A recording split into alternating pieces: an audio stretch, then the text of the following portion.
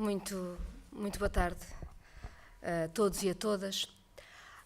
Há 2 anos, quando surgiu o manifesto, primeiro com 100 personalidades reconhecidas, falarem do tema da morte assistida e da necessidade da despenalização da morte assistida, o debate iniciou-se de uma forma muito intensa no país, que tem tido vários espaços, e a petição que entrou no Parlamento e o debate que essa petição teve foi apenas uma pequeníssima parte do debate que no país tem feito ao longo deste tempo, ao longo destes 2 anos, como o João Semedo referiu bem no início desta sessão, sobre o tema do direito de alguém de dizer que não aguenta mais e a possibilidade do seu médico o ajudar.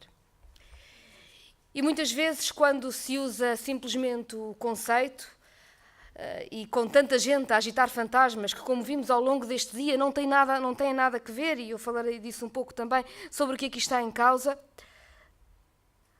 no debate, às vezes perde-se de que é que estamos a falar. Sobre o que é isto? Mas o José Manuel Pureza e o João Semedo e outros que tantos debates fizeram pelo país, conversas que tantos convites fizeram, na verdade, aperceberam-se do que nós já sabíamos, mas que ao longo deste caminho ficou claro, ficou comprovado e fomos aprendendo. É que os conceitos às vezes podem parecer abstratos, difíceis de compreender e por isso devem ser muito bem debatidos. Mas que não há quase ninguém neste país que não compreenda o que é o drama de alguém perante uma doença incurável, que levará irremediavelmente à morte e que está sujeito a um sofrimento terrível, peça ajuda para que esse sofrimento acabe e essa ajuda lhe seja negada. De facto, por todo o país, o que nós vimos nestes 2 anos de debate foi tanta gente que conhecia da maneira mais dura, da maneira mais cruel, a impotência de valer a alguém que foi condenado a um sofrimento atroz depois de já ter sido condenado por uma doença sem cura. E é sobre essa nossa capacidade de respeitarmos a vontade de quem não quer ter esse sofrimento atroz, de quem não aguenta, de quem acha que isso atenta contra a sua dignidade, contra aquilo que é como pessoa, que nós debatemos e que nós fazemos proposta. Respeitar pessoas. Compreender. E esse é um caminho que tem de ser feito com cuidado, claro, para que toda a gente compreenda o que é que estamos a debater e para que as soluções encontradas possam ser as melhores soluções. E, sobretudo, para que não se utilizem falsos argumentos, nem se validem vidas e opções como se umas fossem melhores do que as outras. É tão digno o fim de vida de quem decide suportar todo o sofrimento que esse fim de vida tiver, mesmo com uma doença incurável, como é digno o desejo de antecipar a morte para parar esse sofrimento que se considera inútil, intolerável e sabemos que é irremediável, porque a doença não tem cura. O que é indigno é um país que negue essa opção a quem quiser controlar o seu fim de vida da forma que considera que é condizente com a ideia que tem da sua própria vida, de si, do seu direito. Aqui, o que está em causa não é dizer que há escolhas melhores do que outras, mas é dizer que num país em que respeitamos a liberdade e a dignidade, temos de dar a escolha a quem está num sofrimento que considera intolerável e que é clinicamente um sofrimento, numa doença que não tem fim e conduzirá irremediavelmente à morte, pode escolher encurtar esse sofrimento e o seu médico, quem a acompanha, pode ajudá-lo. É isso que está em causa. Não é outra coisa qualquer. É o respeitar as opções e respeitar as pessoas na forma como conduzem a sua vida. E o colóquio de hoje eu acho que foi muito importante. E o debate que tivemos coloca bem estas questões das várias formas. Eu aprendi muito, e acho que aprendemos todos quando é assim. Ouvimos especialistas das mais diversas áreas, da medicina e do direito, principalmente, e dos mais variados quadrantes políticos e ideológicos. E ainda bem. E é bom lembrar-nos, por exemplo, do debate logo de manhã sobre as questões médicas, que nos chama a atenção para o tanto que evoluiu a medicina, não nos deixar esquecer que a relação entre o médico e o seu paciente é uma relação com a pessoa e não com o tratamento. E que o centro tem de ser a pessoa.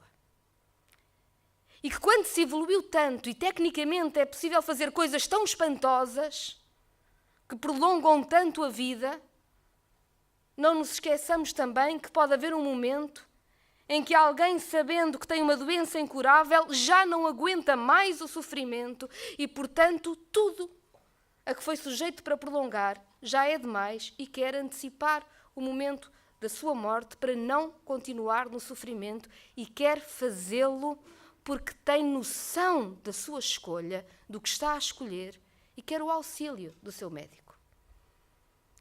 E a medicina é sobre pessoas. E tratar a pessoa é o que está no centro. Eu já não sei qual dos oradores da manhã disse a frase que acho muito bonita e acertada: a medicina umas vezes cura, mais vezes alivia, mas tem sempre de ser capaz de consolar. E tem sempre de ser capaz de se lembrar que é com pessoas que estamos a lidar. E num mundo que evoluiu tanto do ponto de vista técnico e tecnológico, as questões colocam-se hoje como nunca e é por isso que estamos aqui, para lhes dar resposta. Do ponto de vista jurídico, como debatemos logo ao início da tarde, acho importante reter esta ideia, que foi aliás explicada de várias formas, que a inviolabilidade da vida humana é para nos proteger a cada um de nós de ataques terceiros, mas não é uma ditadura de uma amarração à vida com sofrimento para lá do que é tolerável. São conceitos diferentes e não nos devem enganar sobre o respeito e sobre aquele conceito importante que é o reduto último da vontade individual que o legislador tem de respeitar. Há alguém que tem uma doença incurável, que está num sofrimento que não é capaz mais de suportar e que está absolutamente consciente das suas decisões, não pode ser obrigado a ficar amarrado a esse sofrimento. Tem que poder escolher acabar e tem de poder ter o apoio médico. E é por isso que aqui que se fala é precisamente de poder despenalizar, como aliás o José Manuel Pureza já explicou e muito melhor do que eu, despenalizar a equipa médica que concretiza esse direito da pessoa a travar esse sofrimento inútil. Do ponto de vista político, a proposta que nós temos e que acabou de ser debatida neste último painel é precisamente essa. Julgo que foi a Maria Antónia Almeida Santos que definiu assim e bem, despenalizar e regulamentar a morte medicamente assistida. Porque precisamos de fazer as duas coisas. Precisamos de despenalizar para que a equipa médica possa ajudar quem lhe pede ajuda, em vez de ficar impotente a ver aquele sofrimento atroz e inútil de quem tem já a sua vida condenada por uma doença, e regulamentar para termos todas as garantias de como este processo se faz e de como se afere a reiterada vontade de quem decide que já não quer continuar mais nesse sofrimento. E isso é preciso regulamentar, claro. E, portanto, a proposta que o Bloco de Esquerda apresenta e que começou como um anteprojeto que teve este ano de debate e que foi melhorada ao longo deste ano de debate, sofre talvez o problema de ter muitas garantias, de ser até excessivamente burocrático. Mas eu acho que esse é talvez um defeito, que é a qualidade de que precisamos neste momento. A qualidade de garantir que aquilo que estamos a fazer é precisamente, não mais, não menos, do que despenalizar e regulamentar a morte medicamente assistida quando ela é pedida reiteradamente por alguém que, tendo uma doença incurável e que tem irremediavelmente a morte no seu horizonte, está a suportar um sofrimento que considera intolerável e que é clinicamente atestado como um sofrimento enorme. Isso é o que aqui se propõe. E propõe-se não como uma bandeira do Bloco, mas como um compromisso que o Bloco assume.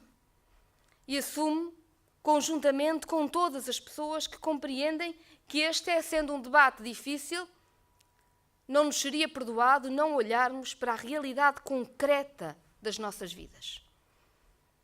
E de sabermos nós que temos que dar resposta àquela pessoa que se encontra nesta situação.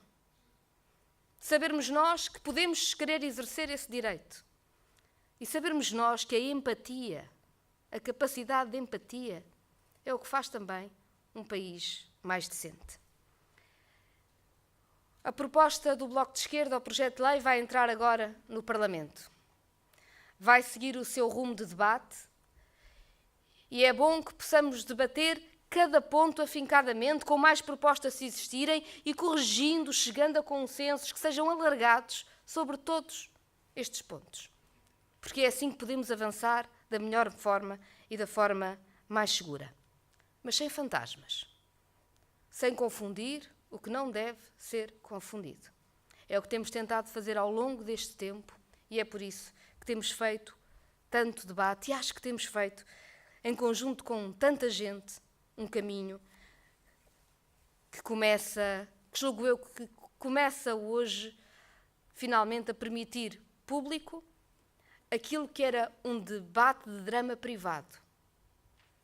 E quando há um drama privado, a política tem também de lhe saber responder.